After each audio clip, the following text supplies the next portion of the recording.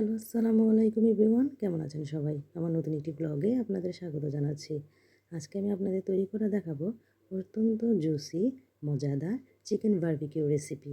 November, December এবং জানুয়ারিতে পার্টির ধুম পড়ে। আশা করি আমার রেসিপিটি ফলো করে আপনারা বানিয়ে দেখবেন, খারাপ লাগবে না। তো চলুন শুরু করা যাক। আমি 7-8 জনের জন্য বারবিকিউ তৈরি করব। তাই এখানে মুরগিগুলোকে নিয়ে ভালোভাবে ধুয়ে পরিষ্কার করে নিয়েছি। এখন আমি বারবিকিউর মশলা তৈরি করব। দিয়ে দিচ্ছি 1 কাপ পরিমাণে রসুন বাটা, তার সাথে দিয়ে দিচ্ছি 1 কাপ পরিমাণে আদা বাটা, টক দই দিয়ে দিচ্ছি এখানে 1 কাপ পরিমাণে।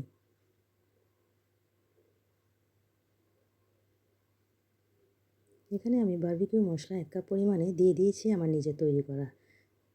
রেসিপি থাকবে ডেসক্রিপশন বক্সে, আপনারা চাইলে প্যাকেটের বারবিকিউটাও ইউজ করতে পারেন।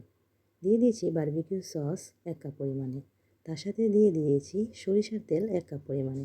সবগুলো উপকরণকে এখন আমি ভালোভাবে মিশিয়ে নিয়েছি। দিয়ে দিচ্ছি লাইট সয়া সস 2 টেবিল চামচ পরিমাণে। আপনারা চাইলে এখানে ডার্ক সয়া সসও ইউজ করতে পারেন। আমি এখানে সামান্য হাফ টেবিল চামচ পরিমাণে লবণ ইউজ করেছি, আপনারা চাইলে লবণটা স্কিপ করতে পারেন।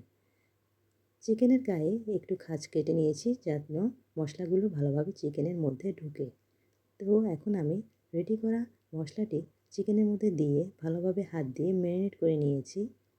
রেস্টে রেখে দিয়েছি 1 ঘন্টার জন্য। 1 ঘন্টা পর ফিরে আসছি। 1 ঘন্টা পর আমি চিকেনের জন্য বারবিকিউ ট্রে রেডি করেছি।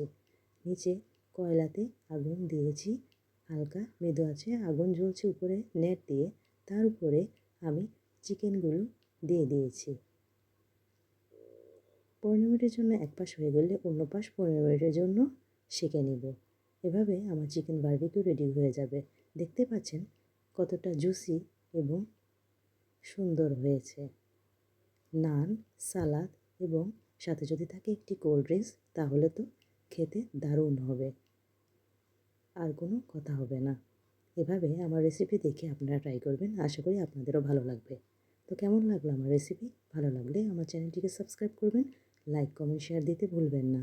পরবর্তীতে হাজির হব নতুন কোনো রেসিপি নিয়ে। আমাকে উৎসাহিত করুন যেন আমি আপনাদেরকে নতুন নতুন রেসিপি উপহার দিতে পারি।